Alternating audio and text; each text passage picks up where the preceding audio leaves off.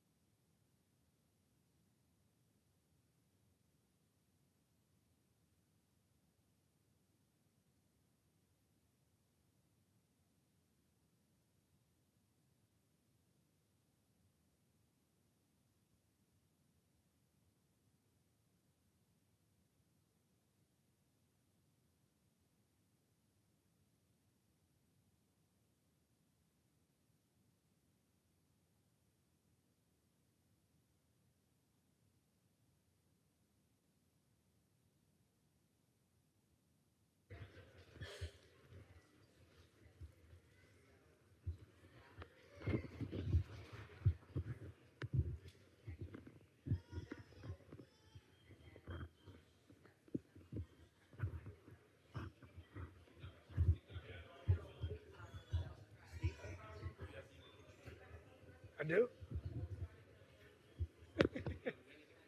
I'm gonna do my 9/11 one today. It's okay. I mean, I came by your house to see your parents. I was in the neighborhood, so it's okay. It was good seeing. I just was driving around. It was good.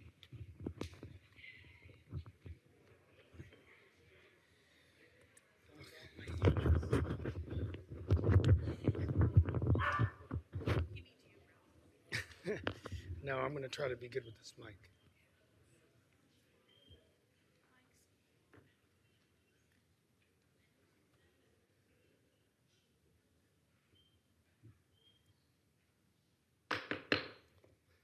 Good evening. I call the September 24th meeting of the Morrisville Town Council to order. Thank you to those here in person with us tonight, those watching via live stream, and those who are watching a recording of this meeting. Our town mission statement, which helps guide our decisions tonight and into the future, is connecting our diverse community to an enhanced quality of life through innovative programs and services.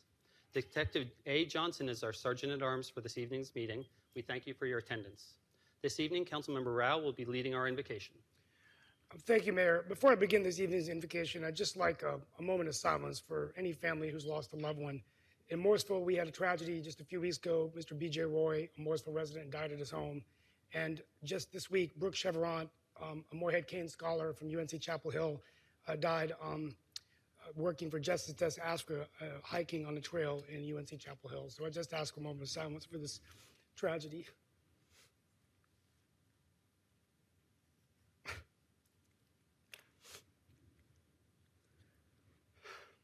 This invocation is in honor of 9/11, since I missed the 9/11 meeting.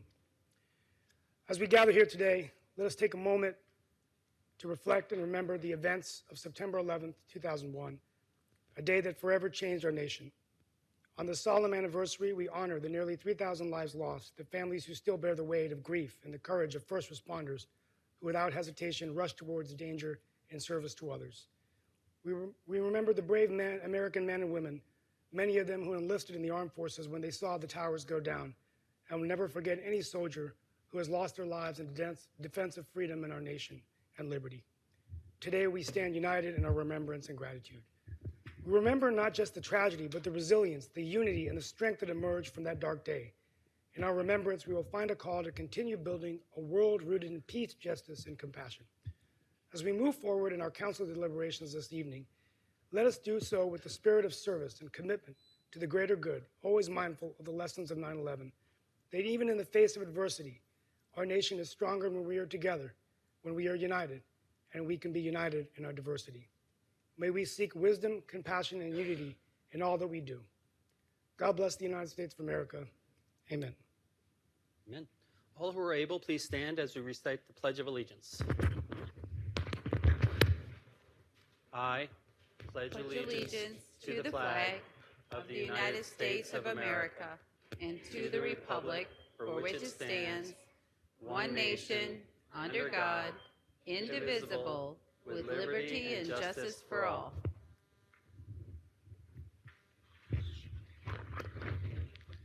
I really liked how I could hear the young voices reciting that. Before we adopt tonight's agenda, Town Council policy is to review and ensure there are no conflicts of interest or appearance of conflict of interest with any items on the agenda. At this time, I would like to recognize Town Attorney Frank Gray to share some information.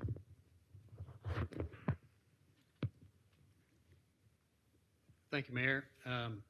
On the HSNC rezoning matter, Council Member Rao and Mayor Pro Tem Garamella had asked me whether they have a conflict of interest because they are members of HSNC. And so our North Carolina law does have a specific statute on conflicts of interest in rezoning cases. And if you'll bear with me, there's two parts to it. One is the council member may not vote if the matter is reasonably likely to have a direct, substantial, or readily identifiable financial impact on the council member. And both the Mayor Pro Tem and Council Member Rao have their own gainful employment. They don't receive any income or compensation from HSNC. The second prong of the statute is that a council member should not vote on any zoning matter if the landowner or the applicant is a person with whom the member has a close family, business, or direct associational relationship. And I think it's been made clear through these proceedings that HSNC has thousands and thousands of members. So merely being a member of HSNC does not constitute a close associational relationship. So my advice to the two council members and to council is that neither member has a conflict of interest in this matter, and they may consider, debate, and vote on the matter when the time comes. Okay, thank you very much. Really appreciate that. So we have a number of items on the agenda in addition to that rezoning. So at this time, would any council member like to share anything? Okay, hearing none, is there a motion and second to adopt this evening's regular agenda? I move that we adopt this evening's agenda. I have a motion from Councilmember Rao, a second by Councilmember Rabati. All those in favor, please say aye. Aye. Any opposed? Hearing none, that carries unanimously 6-0. There are 3 items on this evening's consent agenda.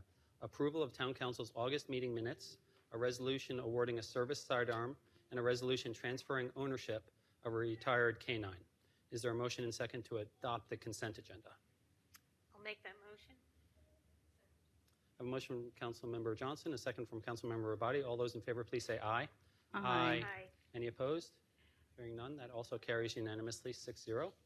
Question. Yes, please. I have a proclamation at my space here, and I'm looking where we are going to be sharing that. Is that during the presentation of Fire Prevention Week? Yes. Okay, typically, okay, it says proclamation. Got it. I was just All not set? reading it. Yeah, it just seemed like it should have been in a different section. Thank you. Okay. Thank you very much. There is one administrative report this evening. Administrative reports are intended to be for information only. Council members, do you have any questions? I actually have one question, if we could have Sustainability Coordinator Kim Conley come up. So I was very impressed by how you were able to bring so many items forward that were planned to be in the out years. Could you tell me like which one or two you think are going to be most impactful and what other things you might think would be worth bringing forward?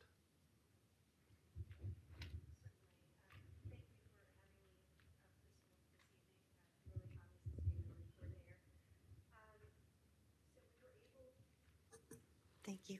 We were able to forward about 29 actions from future years forward. Really proud of that work, and I would like to say that that is not all just the sustainability program doing that work. That is really the town pulling together to do that with our sustainability task force, with public works, with planning, et cetera, et cetera. So I just want to make sure that you know it's clearly a group effort for sure. Some of the things that we've been able to move forward with, one in particular, we are implementing solar almost every year within our timeline where the budget will allow us to. And one of the reasons for that is, and you might have seen this in the administrative report, for the first time ever, nonprofit organizations are able to take advantage of a tax rebate.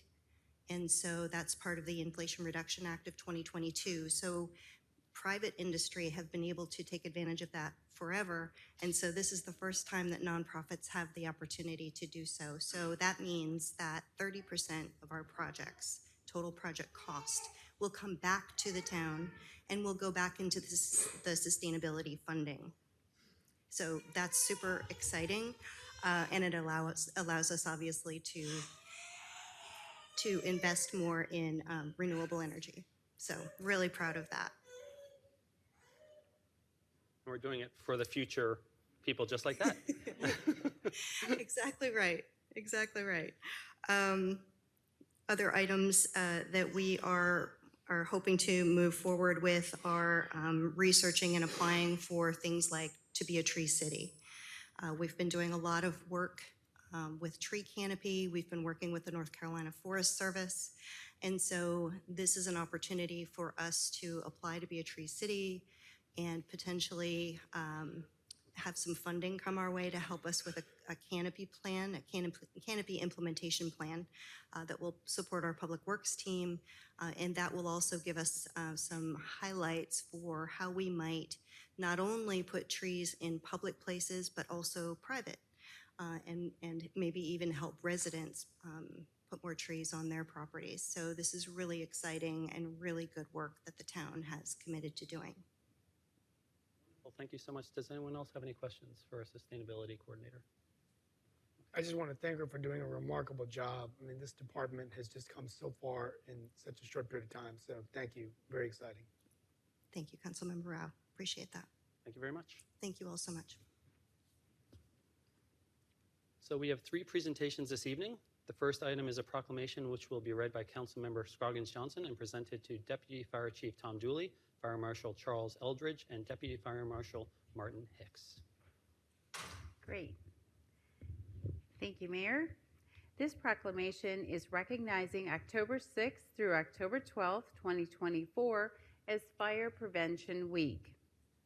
Whereas fire is a serious public safety concern both locally and nationally, and homes are where people face the greatest risk from fire, and whereas home fires killed more than 2,700 people in the United States in 2022, according to the National Fire Protection Association. And whereas working smoke alarms cut the risk of dying in reported home fires almost in half. And whereas roughly 3 out of 5 fire deaths happen in homes with either no smoke alarms or with no working smoke alarms. And whereas smoke alarms sense smoke well before you can, alerting you to danger in the event of fire, which you may have as little as 2 minutes to escape safely. And whereas Morrisville residents should make sure their smoke alarms meet the needs of all their family members, including those with sensory or physical disabilities, including testing their smoke alarms monthly. And whereas additionally, Morrisville residents who have planned and practiced a home fire escape plan are more prepared and will therefore be more likely to survive a fire. And whereas Morrisville first responders are dedicated to reducing the occurrence of home fires and home fire injuries through prevention and protection education.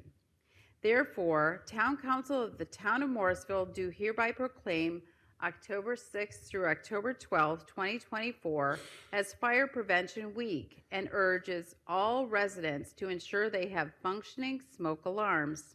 This is adopted this 24th day of September 2024 by Mayor TJ Colley. And I'd like to bring our Fire Chief Julie up here. I'm going to take off my mic.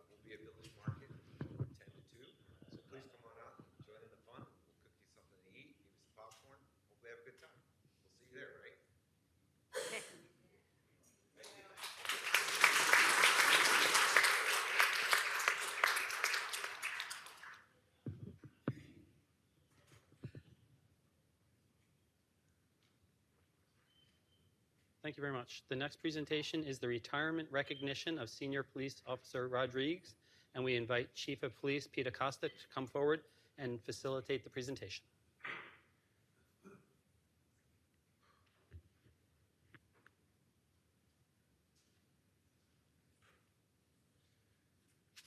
Good evening, Mayor, Council. Thank you for the time this evening to recognize Carl Rodriguez and K9 Arco. Seems like every time I come to speak with you guys, my font gets bigger on my page. I'm not sure what's going on.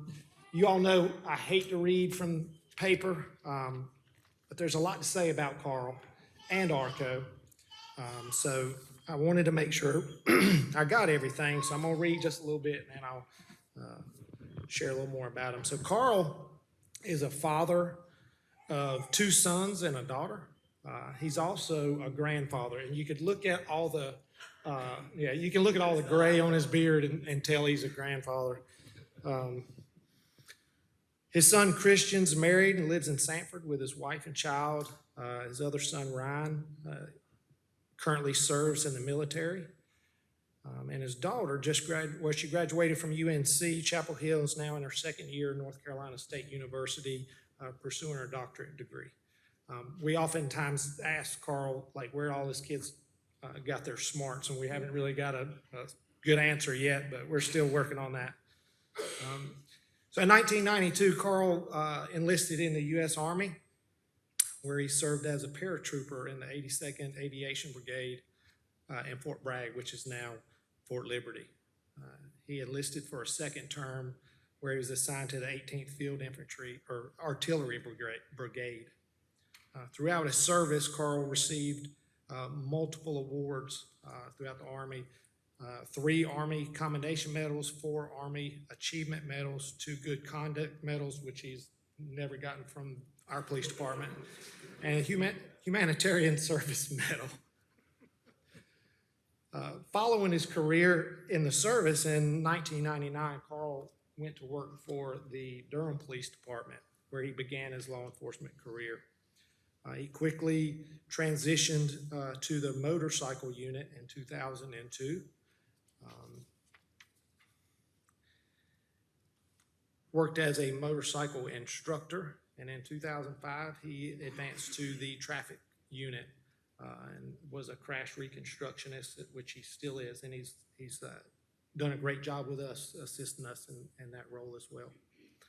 In 2005, he was also recognized by MAD for having the most DWIs in Durham. He began with the Morrisville Police Department as a reserve officer in 2004 and transitioned to full-time in 2007. He was assigned to the traffic unit in 2009, where he was very instrumental, in 2009, he was very instrumental in reestablishing the K-9 unit here in Morrisville Police Department, which most of us know Carl as K-9 handler. He worked with K-9 Bruno until Bruno retired, and then again in 2016 he's been working alongside of K-9 Arco, who is also retiring today, or this week rather. During his tenure with Morrisville, Carl was honored as Officer of the Year 3 times, in 2010, 2012, and 2017. And I think that speaks a lot, not just to Carl's work ethic, but often what his peers and how his peers view him and his hard work. He's earned his advanced law enforcement certificate from 2013 to 2018. He worked closely with Homeland Security Task Force. He's also served as a K-9 trainer and went to decoy school, played a pivotal role in establishing the physical fitness assessment for all of our K-9 handlers. In 2017, and I'll tell you, so in a police department our size, many of these officers, to include Carl, we all have to wear multiple hats. And with that, Carl played a very instrumental role in the integration of our watch guard camera system.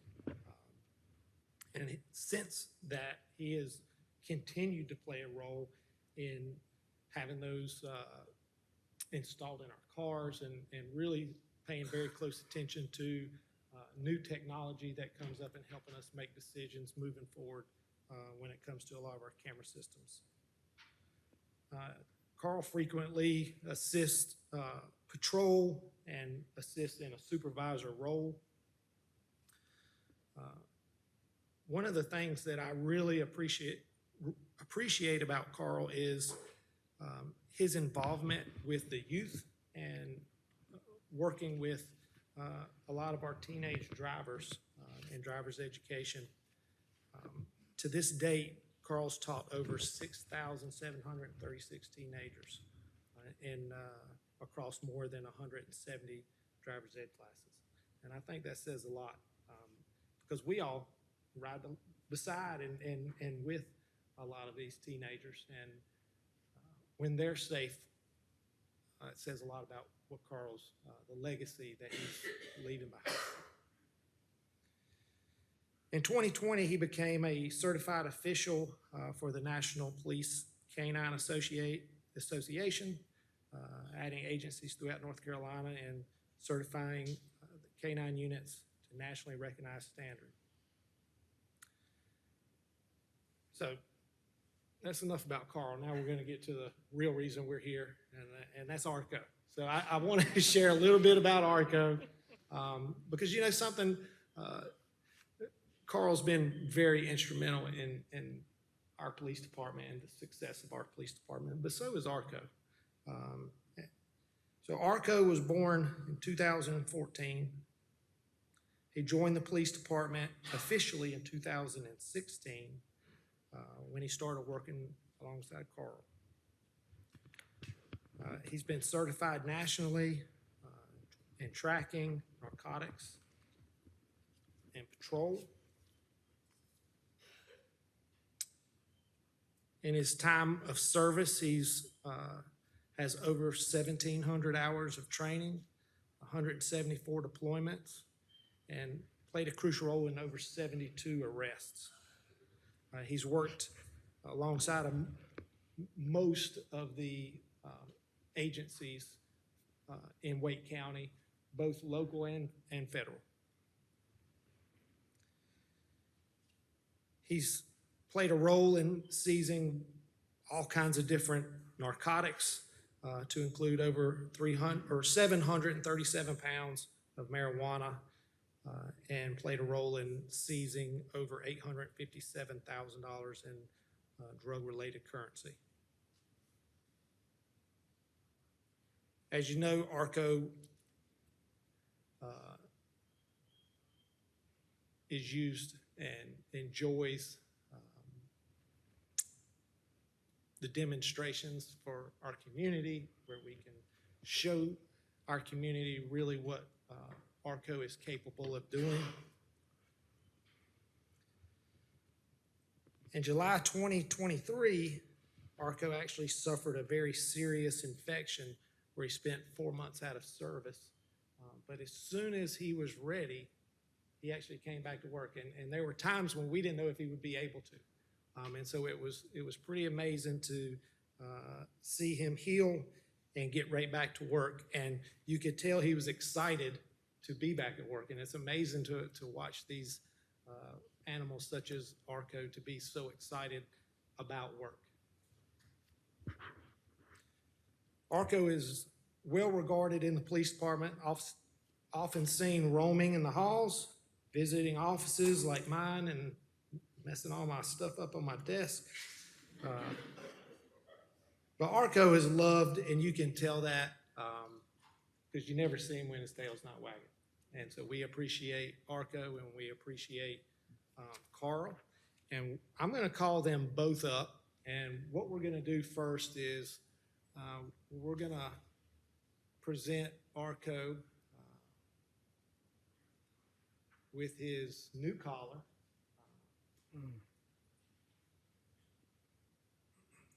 And then we'll present Carl. So let's go up here, Carl.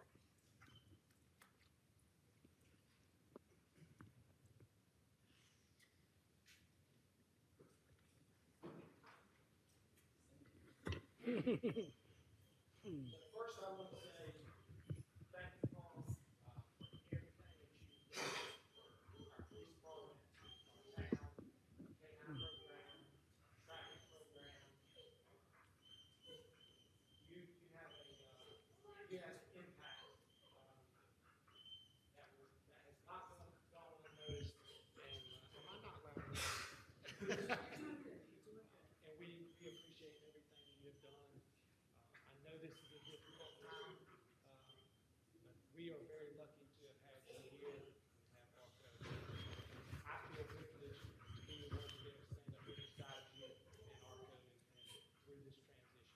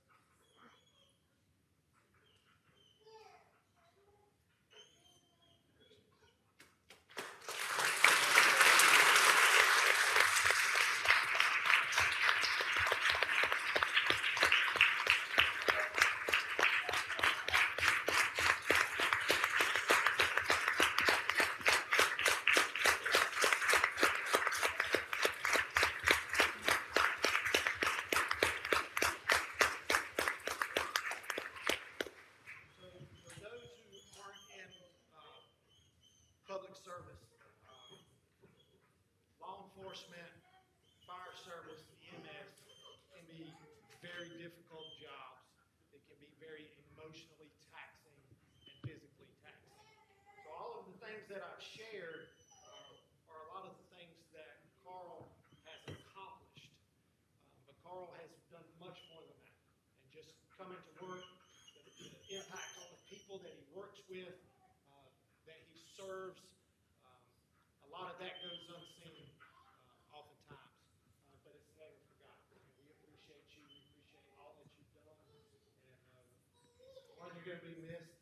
And congratulations on a well-deserved retirement.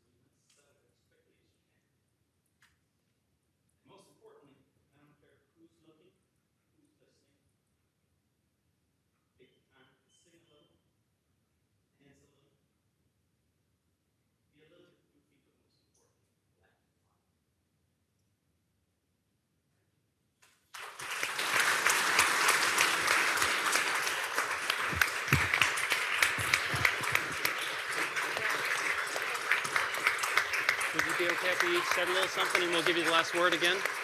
Okay. Thanks, Steve. Really miss you. Thank you so much.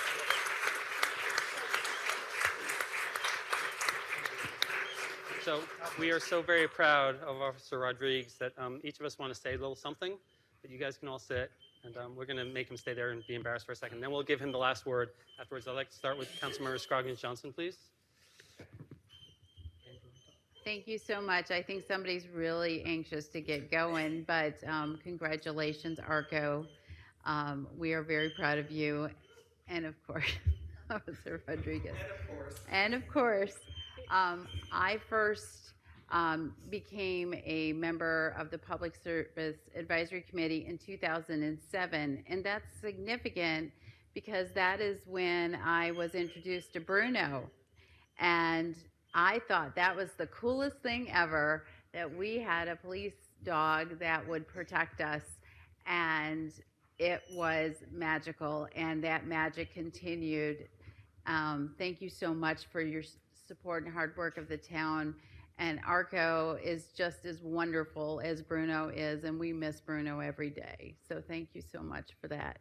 Thank you to your family for letting us have a piece of your father, your husband. You know, it's really a full-time, 24-hour kind of dedication that it takes in order to serve the town in this way, and we truly appreciate and feel safer, and this is a better place because you are in it and you have served us so well. So thank you so much. Councilmember Rabati, and then we'll work our way down. Something about you guys riding off into the sunset together is just so beautiful.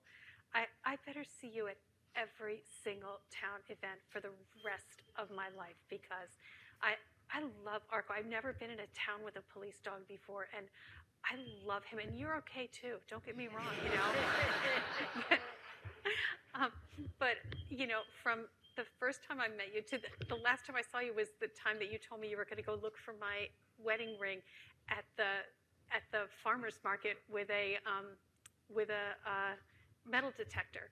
And you know, that just so encapsulates like everything, how you just have gone above and beyond for the town.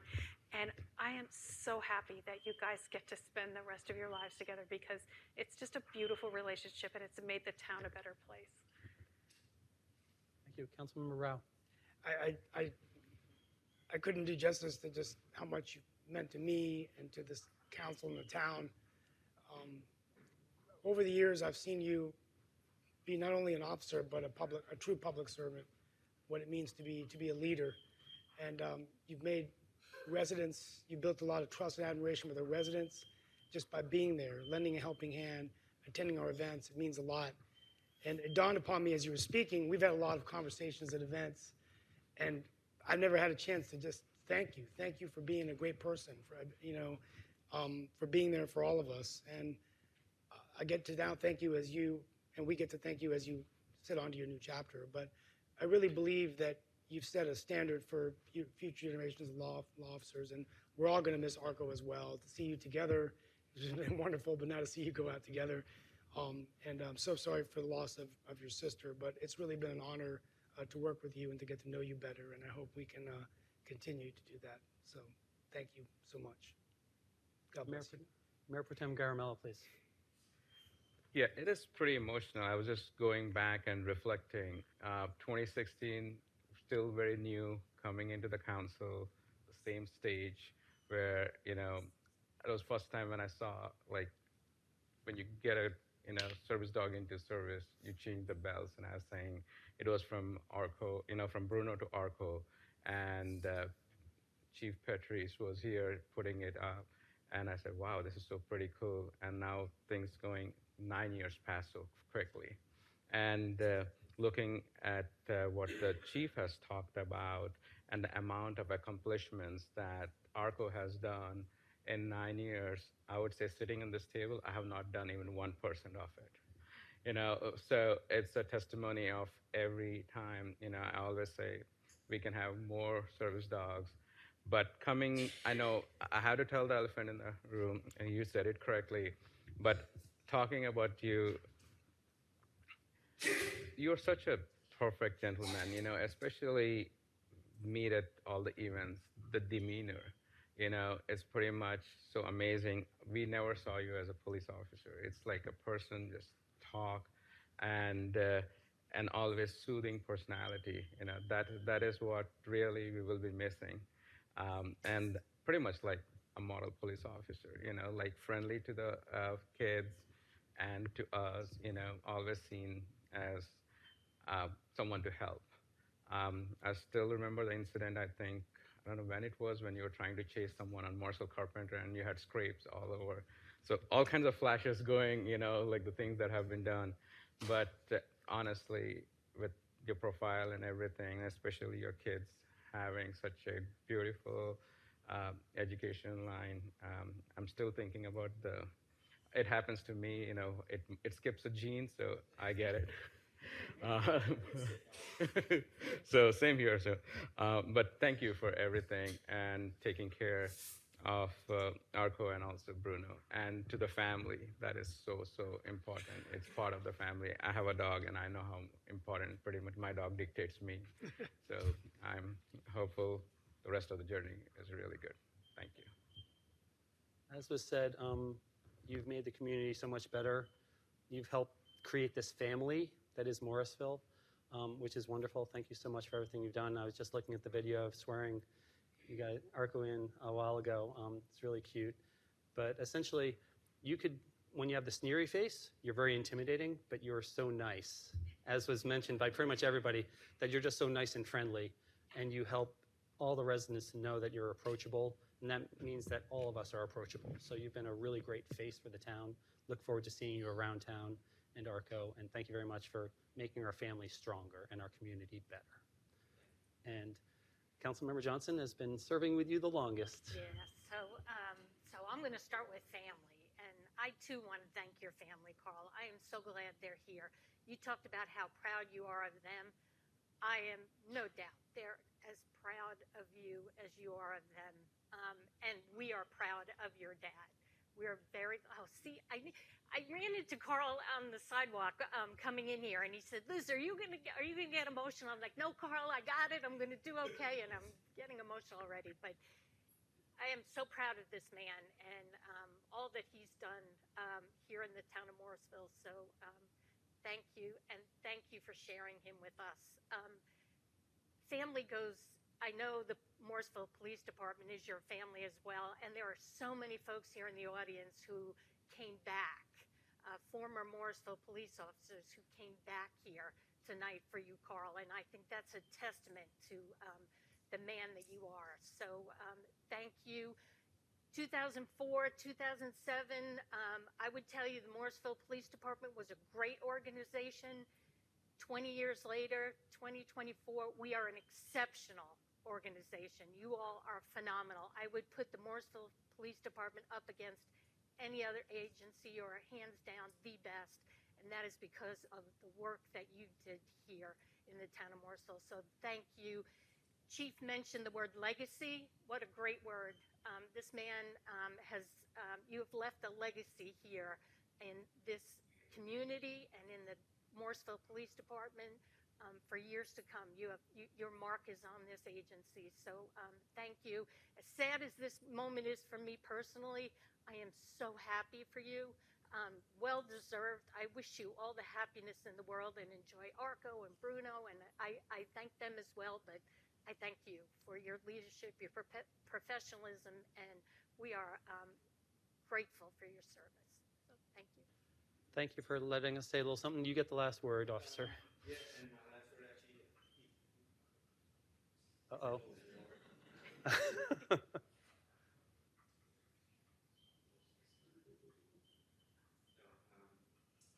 I want to say,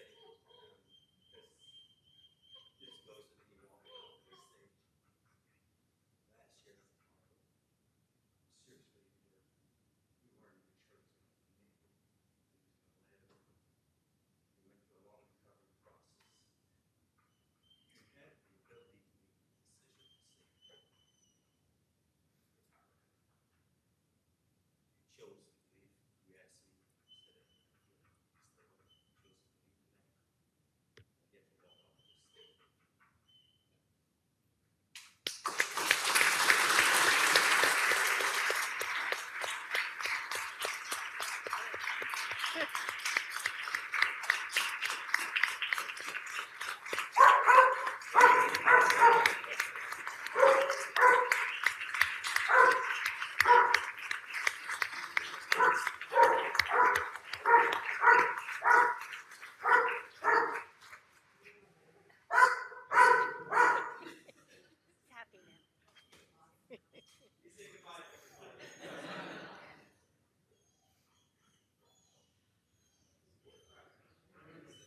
So that's not a goodbye, but that's a farewell, and we wish him well. And now, as someone leaves, someone comes in. So the next presentation is the introduction of HR Director Hacker, and we invite Deputy Town Manager Giselle Rodriguez to come forward to facilitate this presentation. Thank you, Mayor.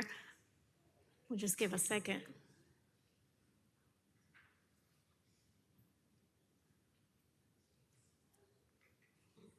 For those who didn't see, there was probably 30 or more police officers in the back in support of that retirement recognition, and they're leaving the room now.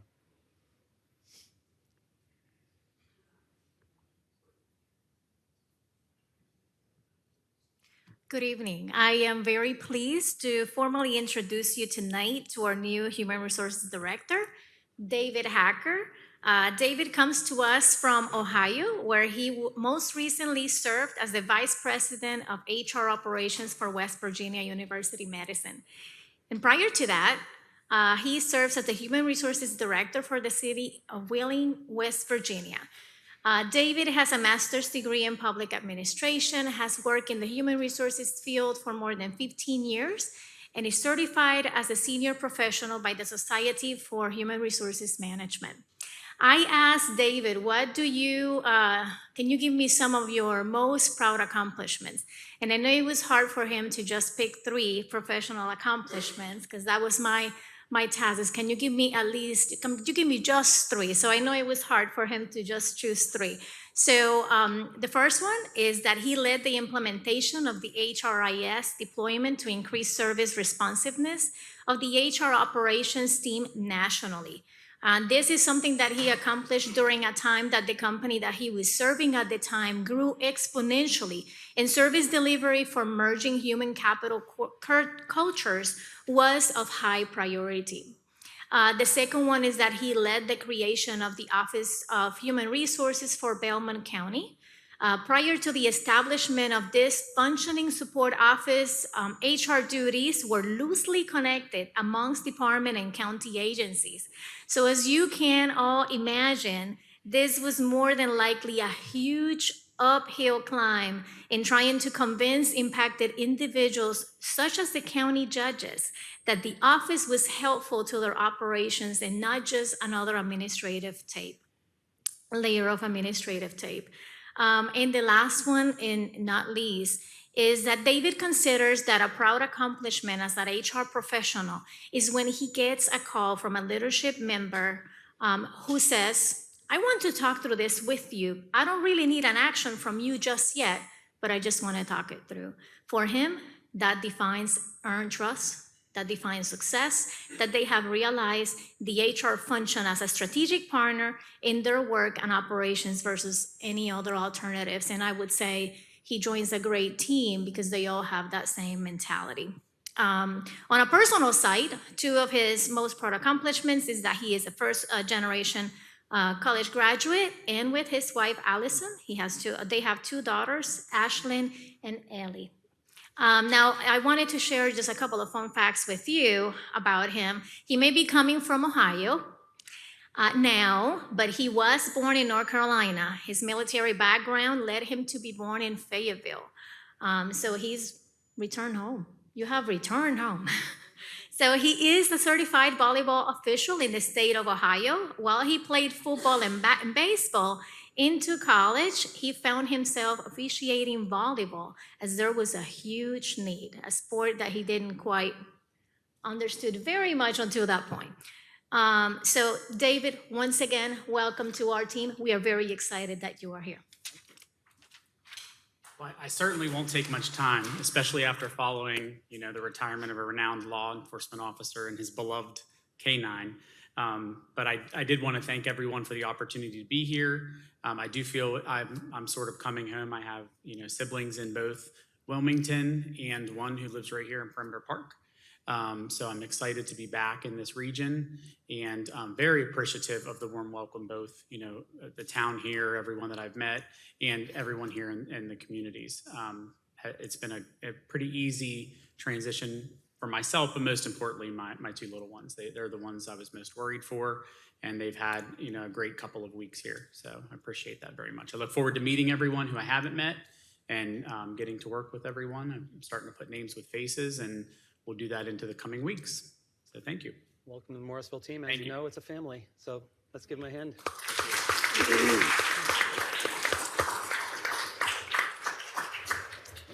Mayor, before we continue,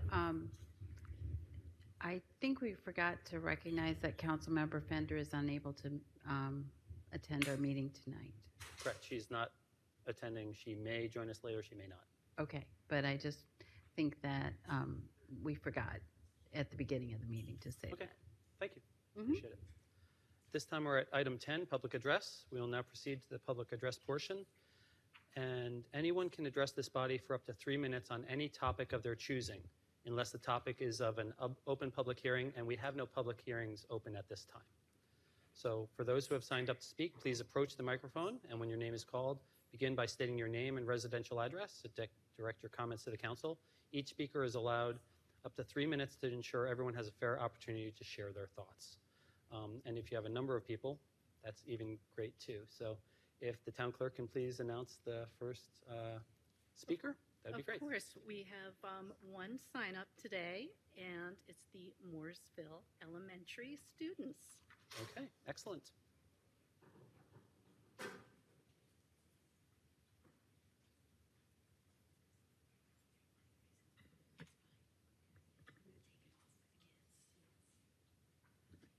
Hi, I'm Regina Nuruddin, and I work at Morrisville Elementary, and I've brought some students that have taken an interest in, we were learning about government, and they've taken an interest in improving our community. So they would like to speak with you today. Hi, my name is Skylar Gray Daniele, and I am here with my classmates.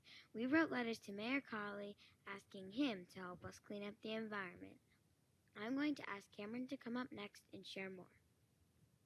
We are students from Morrisville Elementary, and we have been studying government, more specifically local government and the responsibilities of the mayor. The next student to come up will be Ira. I am very happy to come here and speak with you tonight.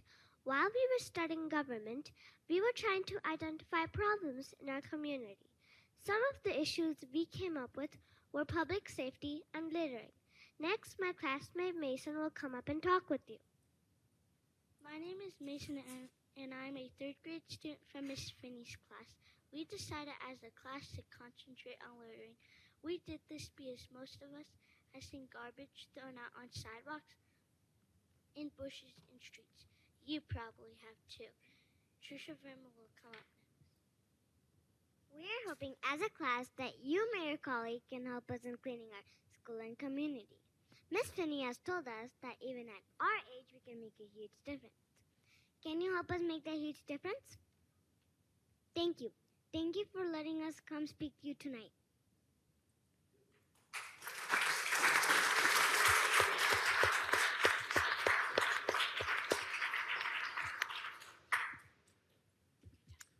Thank you very much. And just so you know, this isn't a conversation, but we appreciate you guys letting us know. Your staff has heard, your fellow council members, so we really appreciate you taking the time to join us this evening.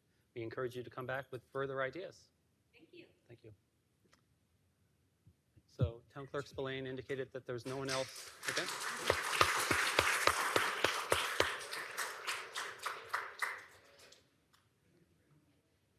I'll take a point of personal privilege. A lot of parents, Principal Bert Batten is here from Morrisville Elementary, and the Assistant Principal April is here as well. So thank you very much for joining us tonight.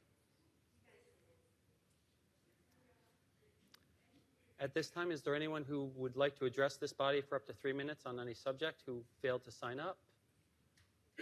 Did you want to speak? Okay, well, there might have been another sheet. If you could just your name and your residential address to the record, please, and you'll have 3 minutes.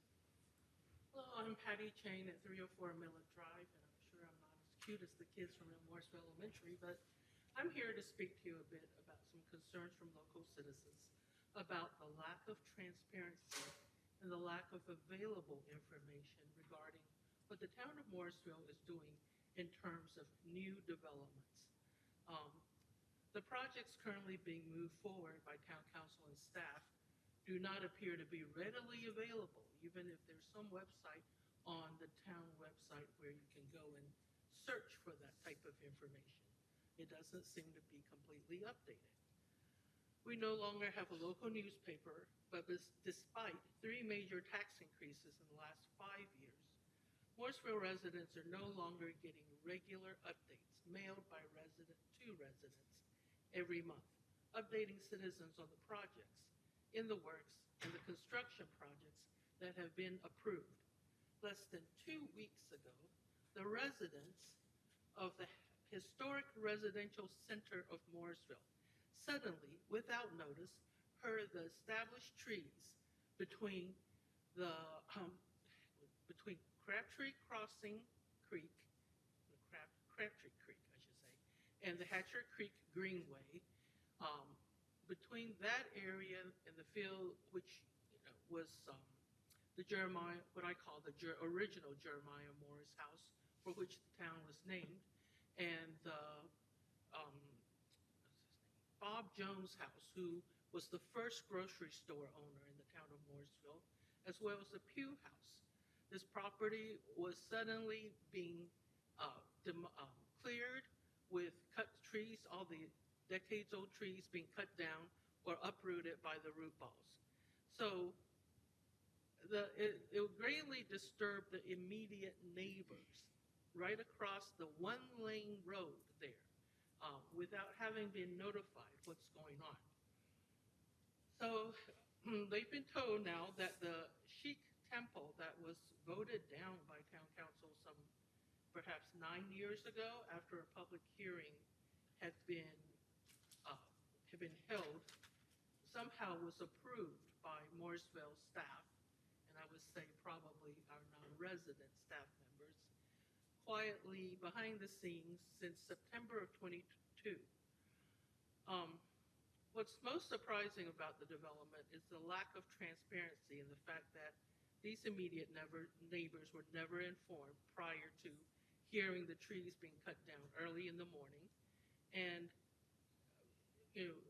the fact that this large worship structure is going to be taking over what was the historic center of Morrisville and be quite large in respect. I've heard from friends that the Sikhs are considered protectors and peacemakers among the Indian community, but it's still unexcusable that the town, nor the developers, ever notified the people living across the street that this is happening. So we need to do a little bit better in communicating what's going on to the citizens of Morrisville who support what you all are doing with our tax money. Thank you. Thank you. Was there anyone else who was interested in addressing this body at this time?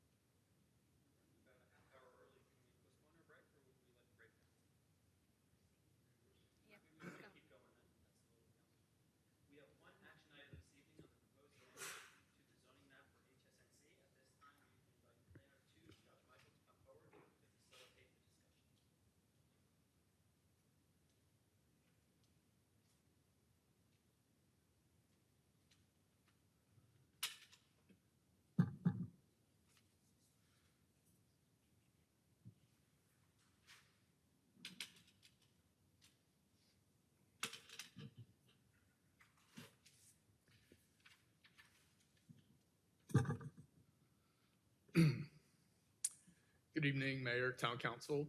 Josh Michael, Planner 2, employee and resident of Town of Morrisville. So this evening, I'm going to give you a brief update on the rezoning for HSNC.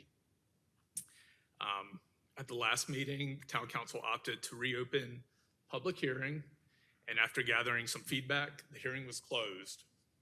Additional details and changes were requested concerning noise ordinances, parking, minimizing impacts to residents, and the traffic management plan.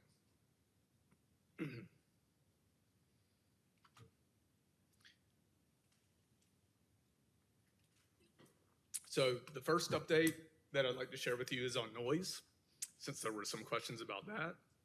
Town council requested additional information regarding town ordinances on noise. And in response, staff consulted with zoning enforcement and MPD. And over the past 3 years, HSNC has not received any citations for noise violations. However, I did just want to highlight the noise ordinance as they currently exist. And it is unlawful to operate or allow the operation of any sound amplification equipment so as to create sounds registering 60 decibels or greater between the hours of 9 a.m. and 9 p.m. without a town permit. The exceptions are unamplified sound originating from recreational activities at public or private recreational, civic, or community clubs and churches and similar establishments. When such noise is created by patrons or guests during the legitimate operation of the establishment between the hours of 7 a.m. through 9 p.m. So I did just want to highlight those to you.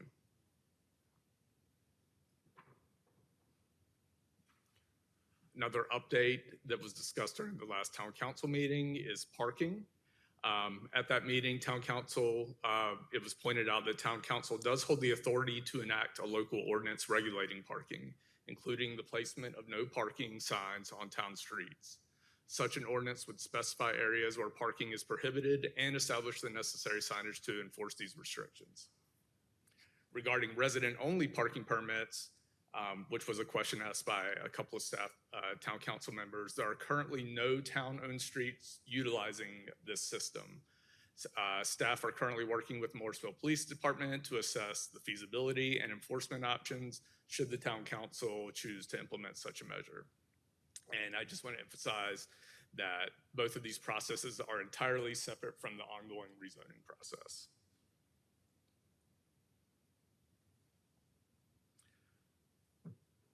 Another concern expressed by town council was minimizing impacts to residents. Town council raised concerns regarding construction traffic and the need to reduce headlight and facility light exposure to neighboring homes.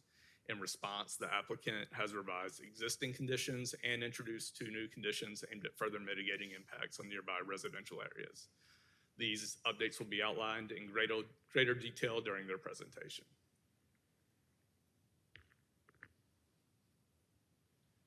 And finally, just to give another overview of the TMP, which we've talked about at each meeting, there was a discussion pertaining to what triggers the TMP and the difference between moderate and large events.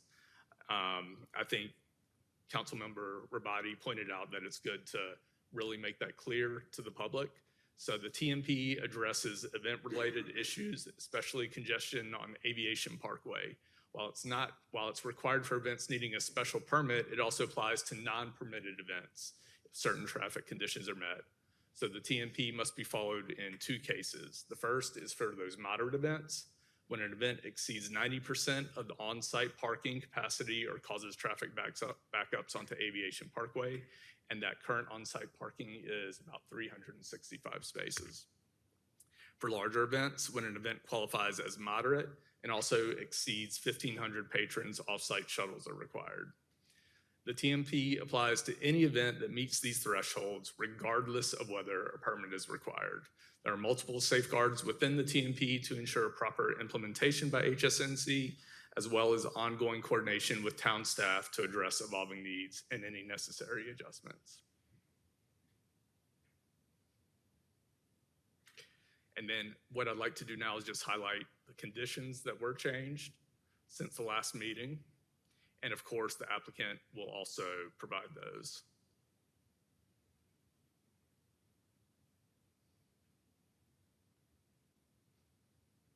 So condition 12, the language, this includes sidewalks within the public right-of-way, was added. And that was, I guess this is referring to that it shall be installed concurrently with the first phase of development, or a payment in lieu request shall be submitted.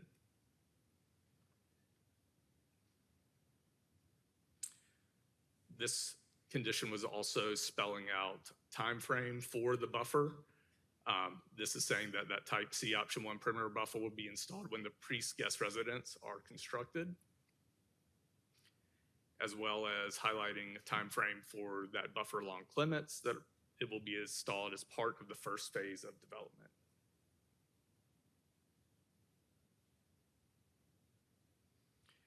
Then there was some amendment to the timer. This development will include a timer to turn off parking lot light poles within 100 feet of the adjacent residential properties fronting Clements Drive and Fairview. So they added Fairview as well as Clements. And then they also added that under the event days, 1 hour following the event of an event, if the event ends after 10 p.m. Additionally, 3 new conditions were proposed. The first is to minimize impacts of vehicular headlights. The exit driveway on the sketch plan dated August 28th will be aligned with one or a combination of the following, with the exact locations being determined during the site plan process. 1, an existing landscape area on the northeast side of Clements Drive, or an existing garage door on the northeast side of Clements Drive. The next condition that the applicant introduced is the Hindu Society of North Carolina will restrict construction traffic to the entrances on Aviation Parkway, with the exception of any activities directly associated with the transportation improvements on Clements Drive. And finally, the last condition just pertains to the annexation. We wanted to codify that into the conditions. And now I can take questions, or we can hear from the applicant team. Okay, I don't think anyone has questions for staff at this time, but we can hear the applicant's Absolutely. presentation now, please.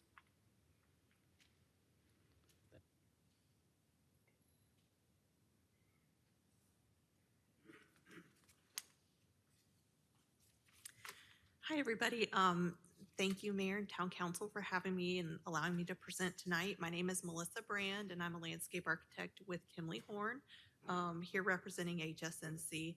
And I'm also joined by Kevin Dean, our traffic engineer, if you have any specific questions for him.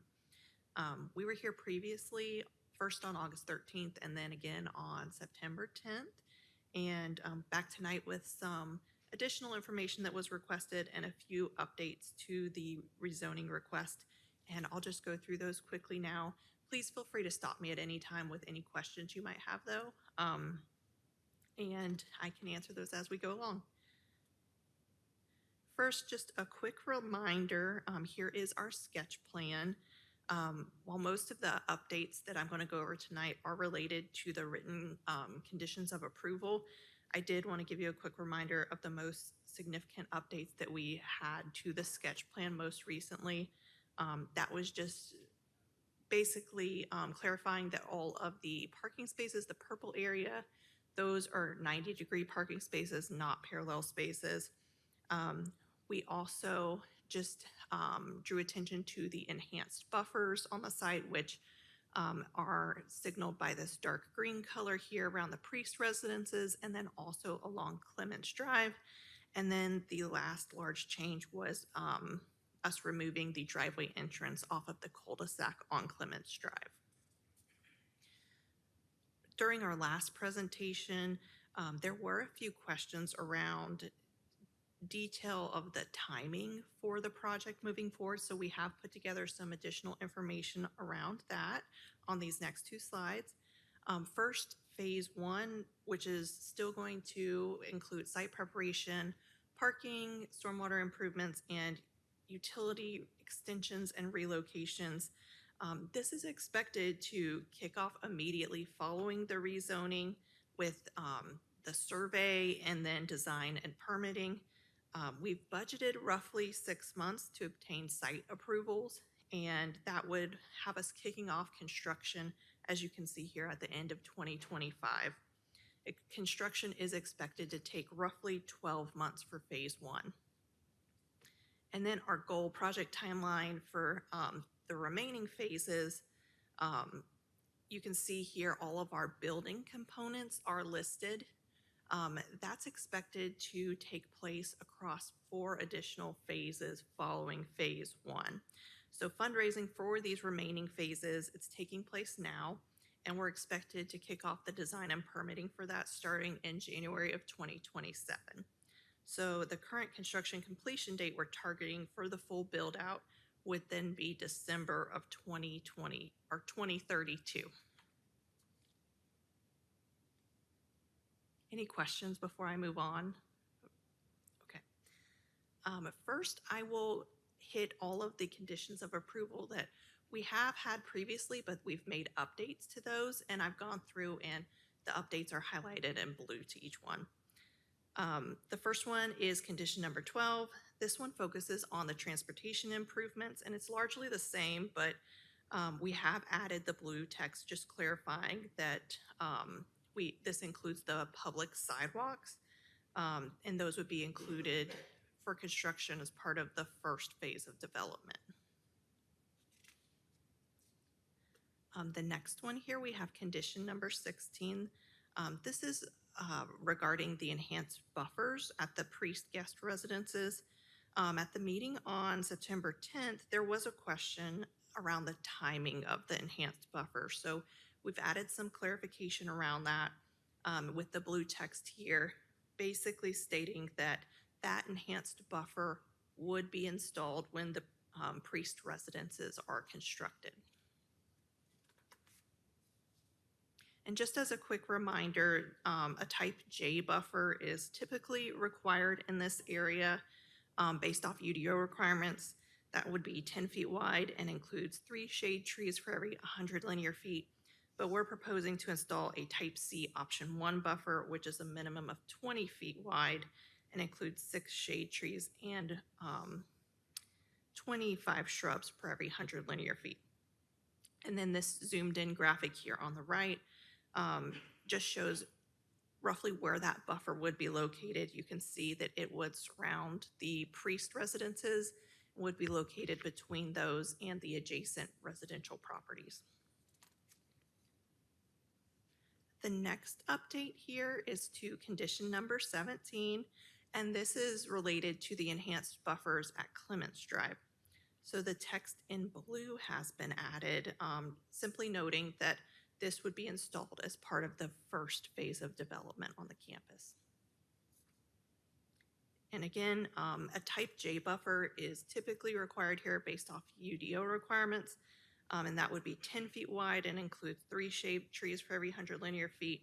But we're proposing to install a buffer to include 3 shade trees, 3 understory trees per every 100 linear feet, and then a solid evergreen hedge.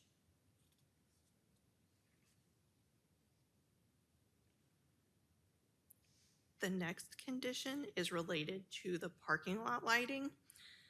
This was included in the previous submittal, but has been updated to now include parking lot light poles within 100 feet of the adjacent residential properties fronting both Clements Drive and Fairview Avenue. We're proposing to have a timer that would turn off these light poles at 11 p.m. on non-event days, and then on event days, HSNC would turn these light poles off within 1 hour following the end of the event. And here is a photo of the existing lighting conditions on Clements Drive at 11 p.m. We did want to note that there are existing public streetlights that we would not be able to control with this condition of approval, but we feel confident that with the additional landscape buffer enhancements and then the timer for those parking lot light poles within 100 feet of these homes, that we've made significant efforts to try and minimize any impacts to the adjacent neighbors. We also have 3 new conditions of approval that we've added based off the feedback we received on September 10th. So that brings our total number of conditions to 23, I believe. And this first one is relating to minimizing lighting impacts to the homes on Clements Drive. We're proposing that the exit driveway located on Clements would be aligned with either an existing landscape area and or an existing garage door located on the northeast side of Clements Drive, just to minimize any sort of impacts to adjacent neighbors. The second new condition of approval is related to construction traffic, or restricting construction traffic to the entrances on Aviation Parkway only. When Clements Drive is improved, construction would need to take place on Clements to allow for the road widening, installation of the curb and gutter, and then construction of the public sidewalk that we've highlighted in previous presentations. But the construction vehicles needed to access the campus for actual campus construction activities would be limited to just entering and exiting from Fairview's driveway. And then this final condition that we're proposing is related to annexation. There are 4 parcels within the rezoning limits that would need to be annexed. Those are all located on Aviation Parkway, and we've noted that the annexation would meet all Town of Morrisville requirements. So, excuse me, if I could just... Sure. Well, we're at questions. Yeah. Councilmember Garamella was first, but then I have something about slide 23. Mayor Pro Tem Garamella? Okay, just while we're thinking about something that you were saying at the end of 23 was that construction vehicles would be coming in on Fairview? Oh, Did you mean if I said that, that was Morrisville incorrect. Carpenter? Aviation. Right, okay. Yeah. That's what there would need to be some access to Fairview with the installation of the cul-de-sac that we're proposing there. Right, yeah, But- that work there in the guest residences, it makes sense. Mhm. But I just wanted to make sure we weren't routing construction traffic through that neighborhood instead of, That is not our intention. Just for what actually needs to happen to the road is what we're proposing for Fairview. Okay. I probably Do we- misspoke there. so you're kind of committing to that. Do we need to codify that to make sure, because we're giving claimants that protection? I think this basically states that all of our construction Is aviation. would be aviation. I guess we could add to this that any activities directly associated with the transportation improvements on Clements and or Fairview Avenue. That'd make me a little bit more comfortable if you guys are comfortable with that as the applicant. I believe that we would be, yes. That makes sense, just to put it in writing, yeah. Okay, thank you so much. That's what I Sure. had for now. Mayor Pro Tem Garamella?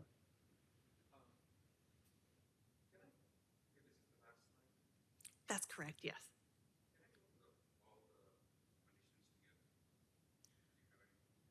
I do not have the list of those on the screen, but I'm sure that somebody can pull those up, yes.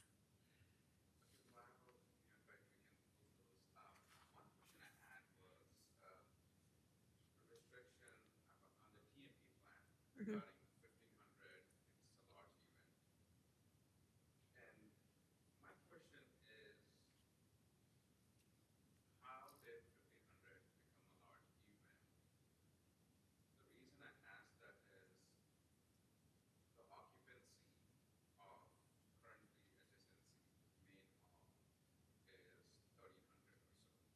Mhm.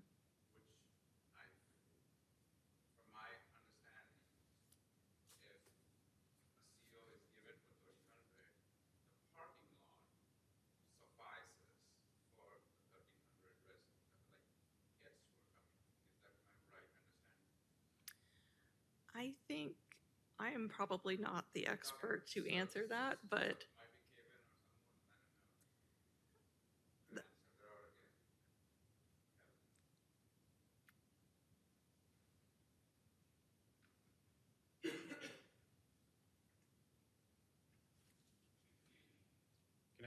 Can everybody hear me? Okay, is it better now? Okay, thank you. Caleb Allard, Transportation Planner for the town.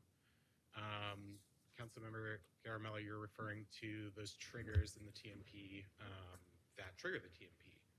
1,500 trips or 1,500 patrons or 90% parking capacity. So the intent with that kind of trigger point was that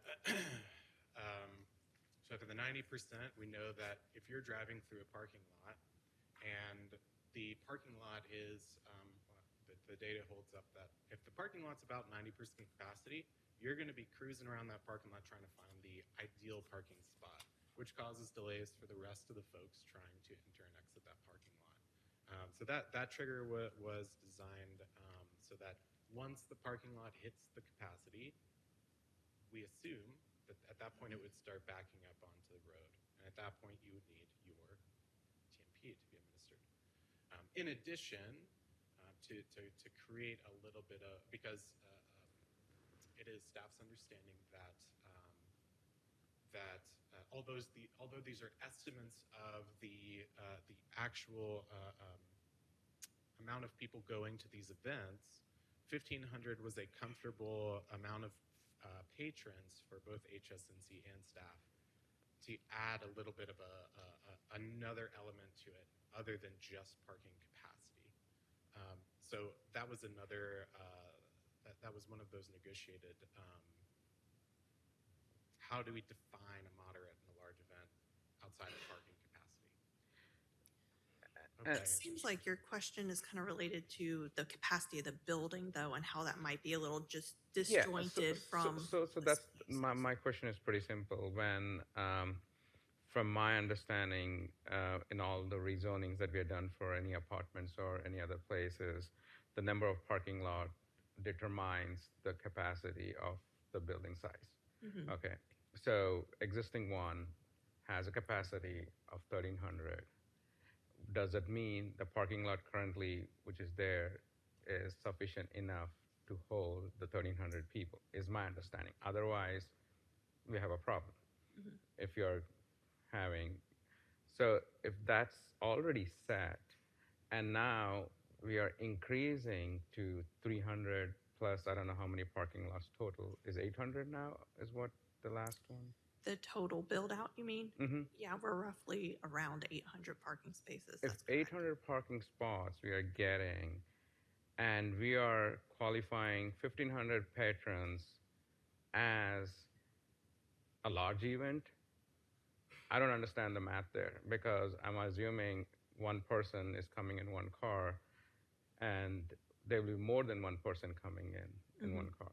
Yeah, and so, I think so that's where I'm having a hard time understanding how are you correlating this kind of data, Mhm. And that's the reason I'm just need clarifications on that. Yeah, and I believe so the 1,500 noted here for large events, I believe that's only related to the existing facility, whereas when we have so much additional parking, that threshold is bumped up slightly. I believe that we, in working with town staff, settled on 2,000 people, attendees, because the parking capacity on Yeah. site would be so much greater. So which is good. Now you just gave me good information. Is Mhm. the TMP is on the current HSNC, not Correct. the future state. Yeah, what's noted on the screen here is related to the existing campus and the Okay. TMP that we're implementing today based off Okay, of so that I, building. so I want to be very clear, because once it expands, the 1,500 does not hold any true. So as previously stated, it does move up to 2,000 patrons. In Mhm. addition to that, this TMP is going to be reviewed both at site plan at each phase, Right. just to make sure that we're still on track, and that if we need to make any adjustments based on the ground conditions during these events. In addition, we also have special event permits that are applied for through the town, and those are also other opportunities where we can reevaluate the TMP. Has it been effective? Do we need to amend it? Yeah, I'm perfectly fine. Then I need some clarification. This is for the existing one, Mhm. and I don't want it to be hard-coded 1,500 as part of the rezoning condition. Right, and It should not be, because, as you rightly said, the TMP will be reviewed on every site plan and phases-wise, and you guys will decide. That is a better approach than putting this, according to me, I think, is a fair.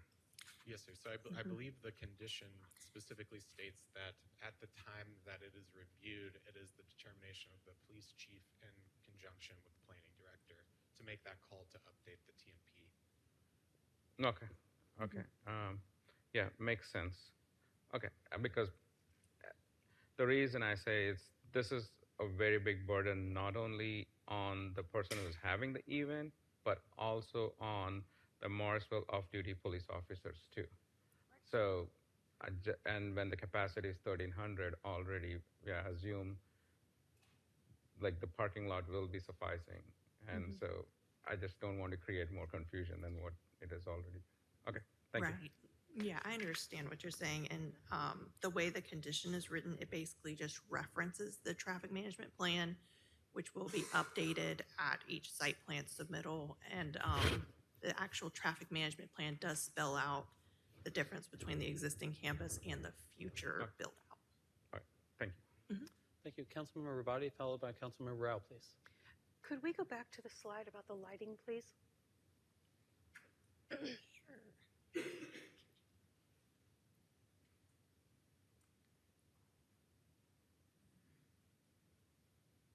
Okay, this one, I think. Can you explain to me why on a non-event day, the lights would need to be on until 11 p.m.?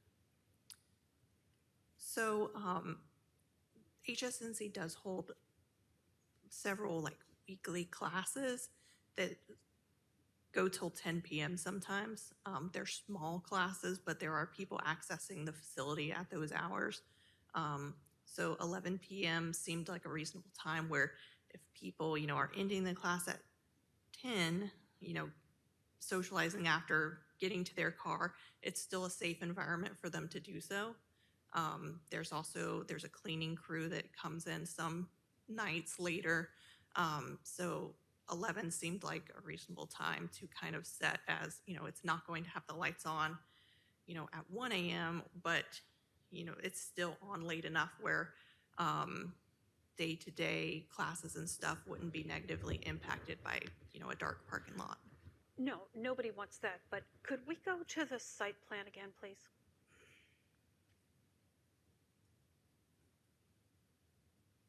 Okay, so I'm aware that lighting doesn't have a lot to do with zoning. Okay, I get that, but I do want to just talk about this. The classes that we're talking about would take place in the community center or in the temple itself? It's likely the community center. Okay, so I just would really encourage the applicant to small classes. I would assume there would be the parking that would be utilized would be, the parking right near the community center. Mm-hmm. So I would just really encourage the applicant just to, to have sensitivity toward the residents where if there are no classes, let's make the lights turn off later. Like make the default that the lights turn off at some kind of reasonable hour, 9 o'clock maybe. And then if there's a class and the lights need to be on a little bit later, I know that this stuff all gets ironed out way later, but I do just want to emphasize the fact that lights, I hope the buffers will take care of the lights. That would be great. But, let's stay in contact with the residents, see how that's going, and just be prepared to make concessions in this area and to be as flexible as possible. Mm-hmm. Yeah. The other question I had was, you did have I remember that you used to have a driveway down at the cul-de-sac. Can you just refresh my memory on what the thinking was in eliminating that driveway rather than this driveway in the middle of the street? So that driveway was first proposed down at the cul-de-sac as more of like almost a back of house access. It is kind of coming in at the rear of the existing activities center here that is going to remain. We've got our outdoor service area here in this, brown zone, which I would anticipate is kind of, outdoor garbage area, dumpster enclosure. So that's why we had proposed the driveway there mainly, and it made sense if we were going to keep one, to keep the more centrally located one that has direct access to the front of the community center. Okay, and that's because that's going to be a drop-off situation, and it's not. There aren't going to be people parking there. The traffic is going to flow fairly freely. Okay. Okay. Also, as you say, the existing activity center will still be there. It would be nice if there was going to be programming that would run that late in the evening, if the applicant would consider holding it there. Just, I'm just saying, just kind of the the mindset of keeping the residents in mind, I think would be really desirable. Okay, thank you. That talks towards one of our 4 values, courtesy. So that's essentially where I think she's going with that. Councilmember Rao, please. Yeah, just a couple of questions. First of all, I agree with the Mayor Pro Tem that I think parking is definitely something that, not only for this facility, just when we build other facilities, it's always easier to not build enough parking, even when you're looking at the numbers and the data. So I think it's really important to look at that situation. I don't know much about it, but many years ago, the BAPS Swami Narayan Temple on Aviation Parkway, they had a major expansion, and before you knew it, the amount of, they're running out of parking. So I've gone over there myself sometimes just to go there to worship, and I can't find a spot. So I just think we need to make sure that the math to me didn't add up either if you have 800 spots. So I just want to thank him for bringing that up. The second thing, and this might be for the staff, I was just curious about, and excuse if I've forgotten, but do we have a smart shuttle stop, Caleb? We already have one there, okay. So whatever we can do to educate the public when we're doing events, that they could take the smart shuttle, could take traffic off the roads when we're doing events. Yeah, absolutely.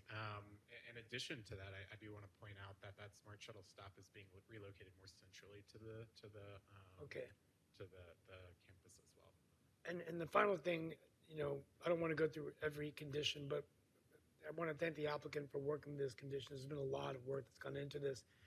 What would the process be like, for enforcing those conditions? I mean, in terms of just communicating between HSNC and the staff and the residents, just kind of like when we, when we approved a substation a while back, we approved it, and then there's just a lot of residents forgot about the conditions that were approved. So, it might be too early to ask that, but I think it's important that this process is in place for both the applicant and the neighbors to know that we're continuing to work on these conditions.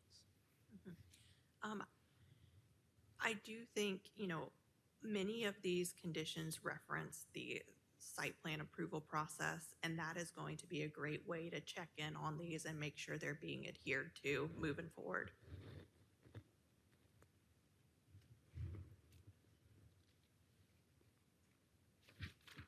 Did anyone else have any other questions?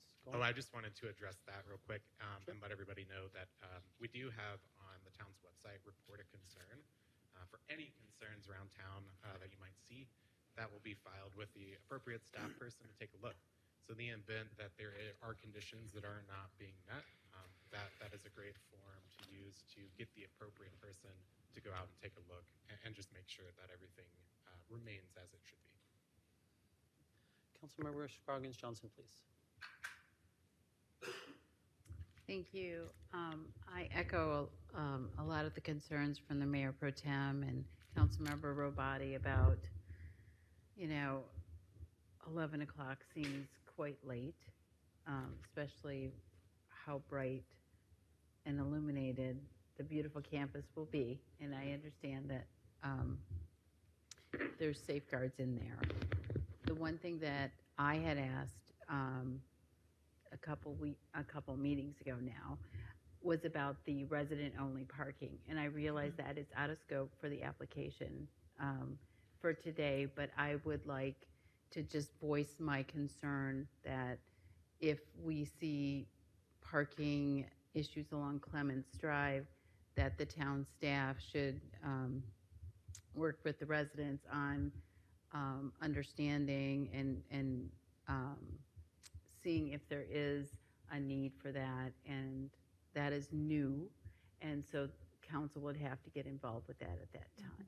But recognizing that we are not just approving this or considering approval is the better way to say it at this point in time.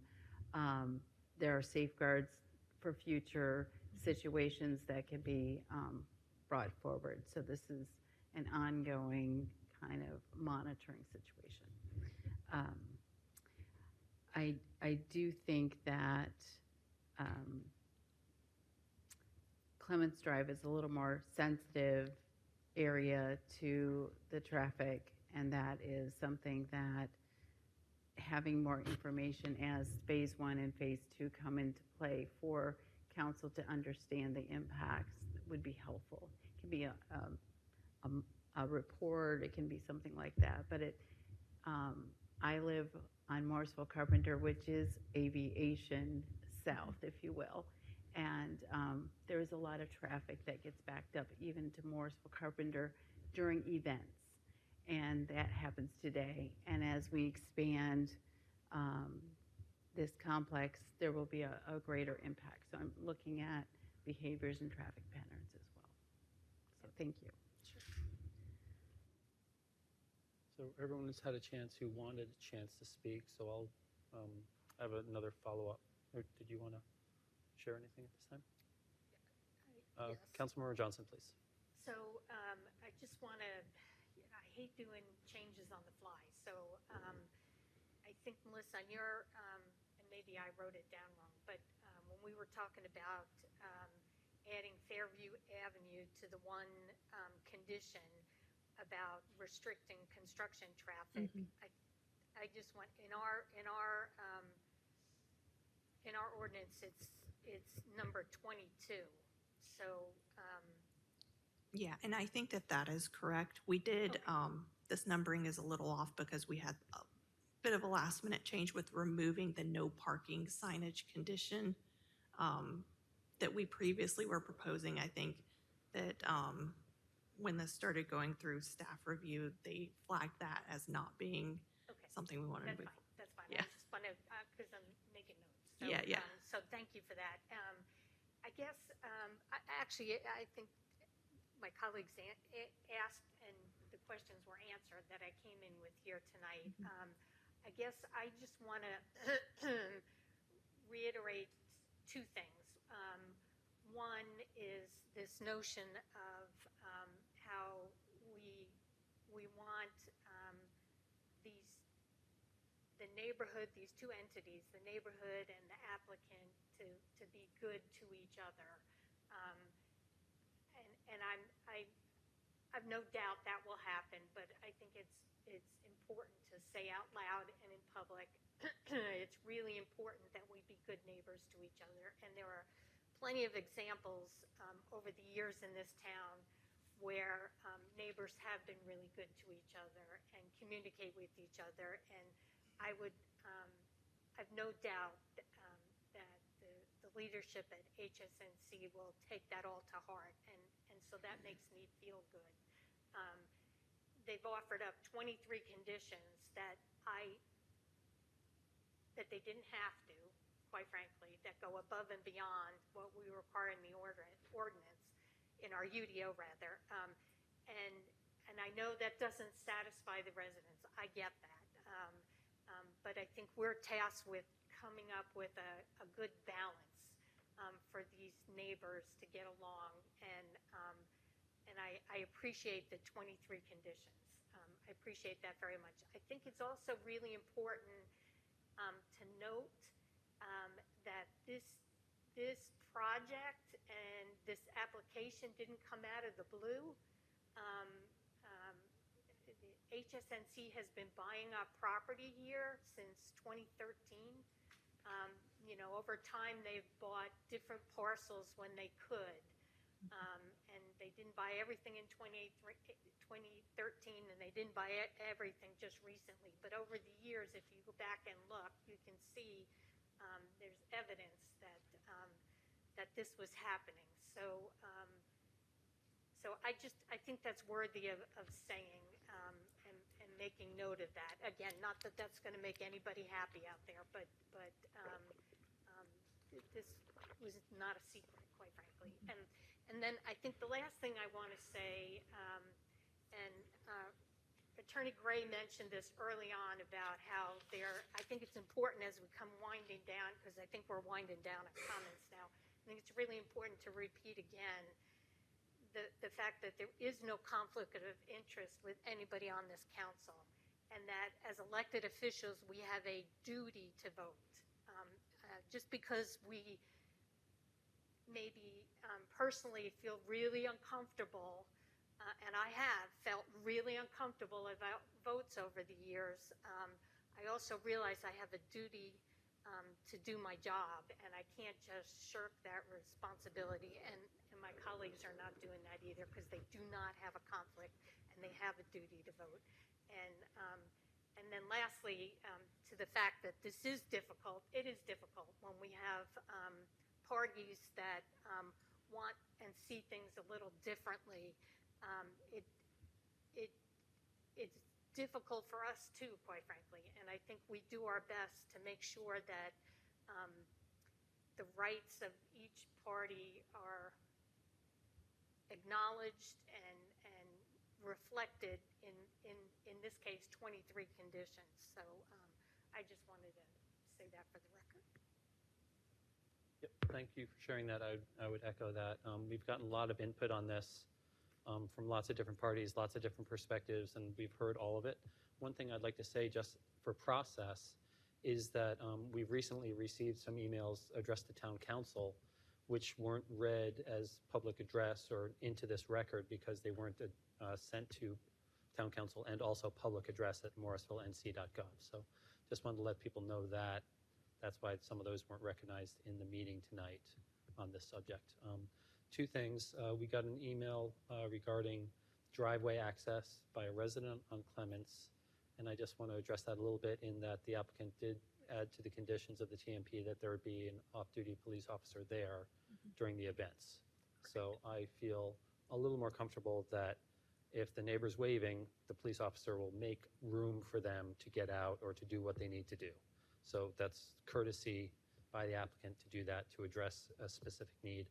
And more recently, it was my understanding that, and perhaps incorrectly, that moving, if you're going to have those two driveways on Clements, it would be better to get rid of the far one because then it wouldn't be traffic going all the way up in front of all the residences. We recently heard from one of the residents that they would prefer to have only the Clements entrance. And you did address that it makes more sense from the applicant side to have the entrance closer to the community center because there's going to be lots of drop off there and things like that. Correct. But I just wanted to see if there's interest or if it could be a win-win to have that entrance only up top. If we only heard from one neighbor, I didn't necessarily hear from all the neighbors that that's what they wanted. So that's the problem, that we didn't hear that till the very end. So I'm not going to make any condition. I was just wondering if the applicant has any thoughts about that. You obviously you prefer that, but if we did go to the top right corner, I mean the top middle underneath the P, that would get rid of the entrance near where the homes are that people own still. Well, there is a private home right here on the cul-de-sac that is a private resident as well. Well, that one's just built. Correct, yes. Yeah, so they were kind of late to the party. I see the construction happening there. Okay, I guess I just wanted to make sure that everyone knew that we heard you. If we had heard this one a little earlier, it might have changed things, but I think that this is a good plan, lots of compromises. I support it moving forward, but we all try to put ourselves in everyone's shoes and understand all the different perspectives, I think is one thing to say. I think Mayor Pro Tem Garamella might have another thought before I entertain a motion. No, I agree. I think a lot of good points have been said, and trust me, I go very hard on HSNC, especially when I see a backup on aviation, and we had a lot of conversations with that, and that is still what I say, and I will continue to do that because it is important to have aviation clear, no matter who it is. Even if it is our town event that we have at a Cedar Fork District Park that causes it, or HSNC or someone down, from BAPS, the condition is the same. I want aviation clear so that it's a lifeline for coming into Morrisville. So my hope is all these plans that are going to be done is only going to help alleviate any of the traffic that is by going from 300 to 800 is a big jump that will take into consideration. And the rest all is, the community has grown, and as Liz correctly said, this has been going on since 2013, acquiring the properties, and so it's a good compromise, especially with 23 conditions have been put, and but it should not. It's a balance that the neighbors have, and also should not jeopardize the project as a whole too. So I think it is the best that we could move in with. Thank you.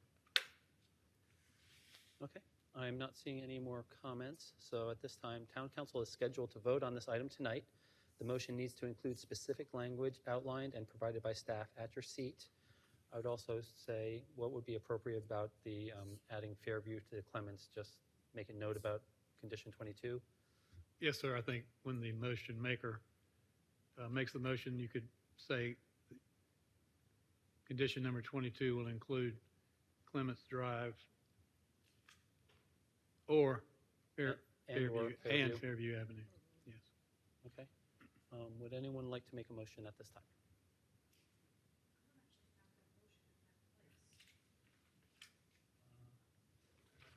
Recognizing Councilmember Rabati.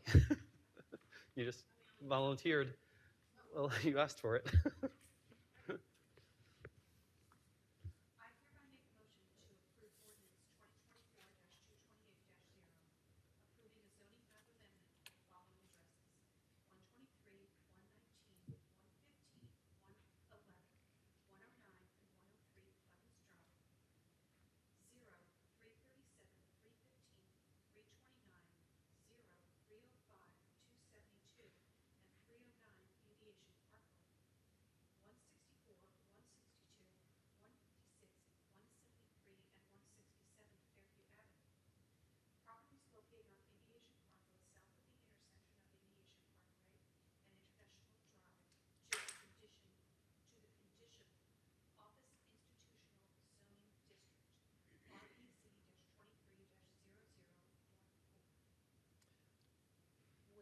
And condition 22.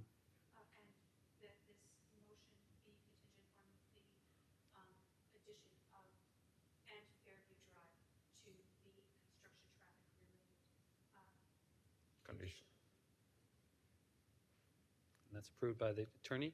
A motion was made by Councilmember Rabati. Would anyone like to second that? I'll second. And a second by Councilmember Johnson. All in favor, please say aye. Aye. Any opposed?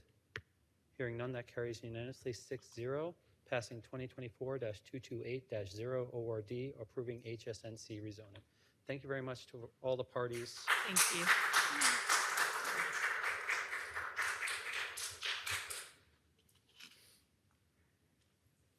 Yeah, we're going to take a quick 10-minute break, please. Please reconvene at 8:03.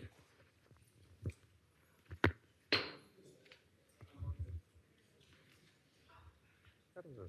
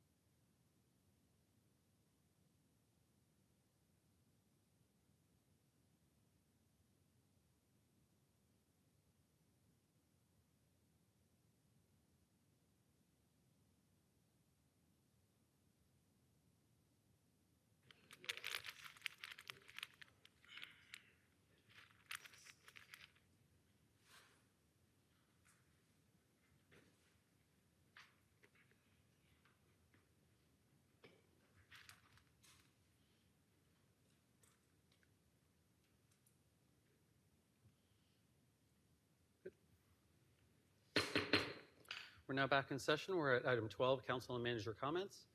And I will go first, followed by Councilmember Rabati. I want to give a big thank you to our staff for a wonderful international festival. I was happy to be one of a few thousand people who got together, well, for an international festival.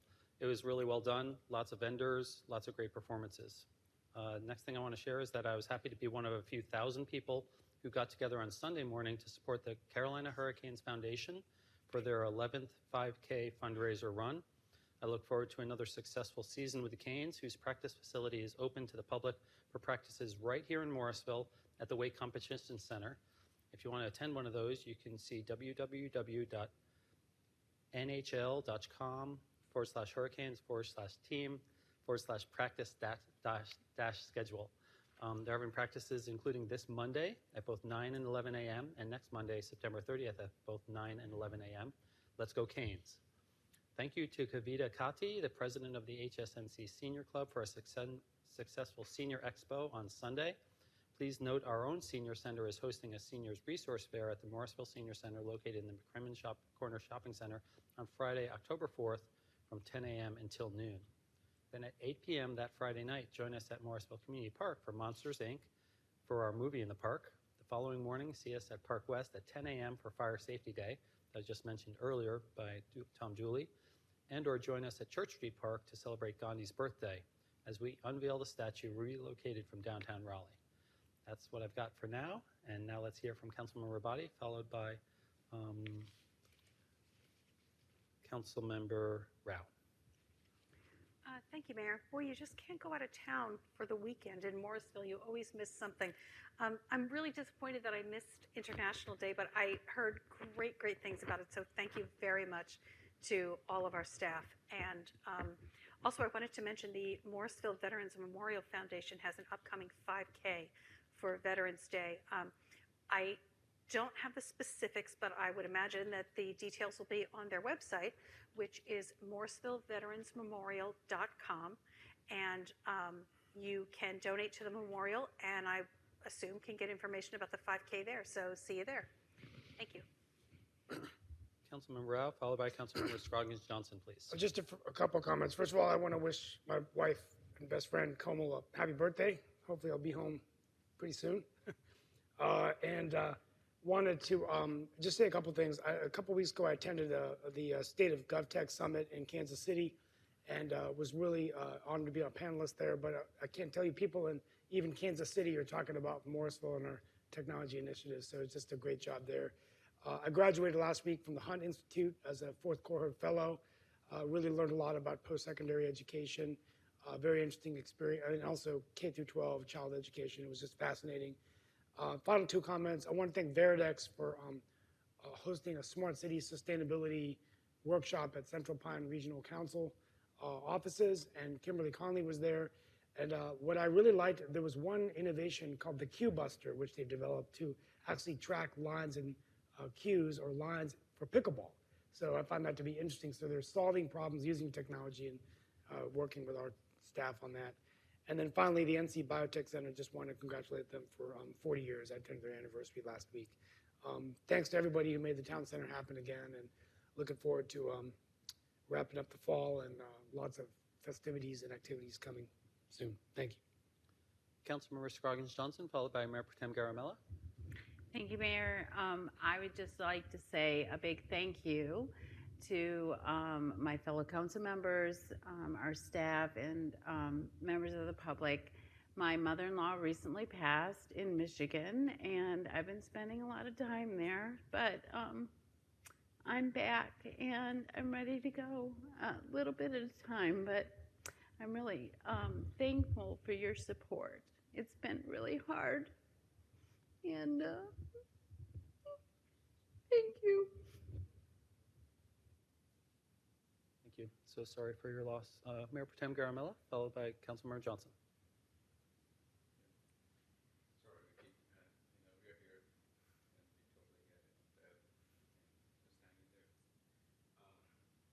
For me, I think I just want to echo the International Festival.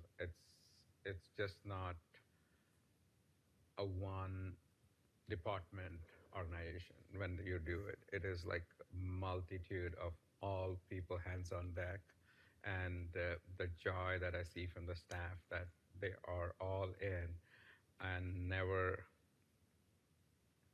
they get all the kudos and the thank yous. They had to sacrifice a whole day or days of spending time with their family, and I really really appreciate making it safe, making it foolproof, and the traffic management to the vendors and all the planning that goes prior to it. Just amazing. Thanks for everything that you guys do. Thank you. Councilmember Johnson. I'm just going to follow up on what Councilmember Rabati said about the Morrisville Veterans Memorial Foundation having their 5K walk. It is on Saturday, November 9th, and registration, you can do on-site registration, starts at 8:30 that morning, but to be guaranteed a t-shirt in your size, you need to register by October 1. I'm pretty sure they said October 1. And Giselle, I think in the past we helped advertise that because it was a joint town, and the town had the town always has a veterans event around Veterans Day, and last year it was kind of combined. We had it all together on the same day, and it's my understanding we're doing that again this year. So can we also help advertise their walk and the link to the walk? Because the link is really a strange, I shouldn't say strange, it's a long link, and it would be easier to share it with folks than to read it out. So thank you for that. And yeah, Vicki, I am deeply sorry. I know how close you were to your mother-in-law, and I know a loss like that is hard. So we've all been thinking of you. Yep. Okay, yes. At this time, I'd like to recognize Deputy Town Manager Rodriguez. Do you have any comments on behalf of staff? I do. In fact, I come bearing very good news. The last few meetings, I shared not too many good news with some project updates, so I hope to share some good news tonight. So the first one is, you may be aware by now that Forge Nano has received the $100 million grant or that infusion from the Department of Energy. I sent an email to all of you before the meeting. They have a site visit on Friday, and they are extending the invitation to each of you. They really need to have a head count of how many will be in attendance. I have also shared the agenda of what's happening at what time. It starts at 9 a.m. and it has a very detailed agenda of the entire program. So if you would like to attend, please reach out to me so that I can provide a head count to them so that they can plan accordingly. They also have a dinner on Thursday night. However, the dinner does conflict with our meeting. So I think if you have the opportunity to join their site visit on Friday, I think it will be very much appreciated. Any questions on that event or on that item before I move to the next one? Okay, so the next one is another great news. As you all know, we had the bond sale today. It was this morning. We were very excited about that. Great interest. We had 15 bids received, which last time we did the bonds back into 2022, we received a total bid of 9. So there was a lot of interest this time around. We were very excited about that. The lowest rate and the lowest bid was 3.22% for the two series combined. The town is eligible for premiums, and we are affirming the net amount, and we will bring that information to you all. The LGC has formally awarded the bid, and more details will be shared once we have all of those details, so we'll be glad to share all of that with you. Great sale results with the current market conditions for our community, and we are very, very pleased with the results that we saw today. So that's another success regarding all of these efforts, and also a testament of the great work that the town has done by having really good bond rating that has helped us get to this point. Any questions on that before I move to my last item? Great job. Well, great. The last item very quickly is with the meeting tonight, we conclude another quarter of meetings. I know we try to move into quarters as of related to the rolling calendar. So we will be starting a new quarter in October. And I will be sending you all tomorrow the rolling calendar for the next quarter. No different than the previous ones. There's a lot of work coming. There's a lot of great work occurring. There's a lot of work that we are presenting to you over the next 3 months. So we always try to manage those agendas as best as we can, but we will be sharing that breakdown with you all.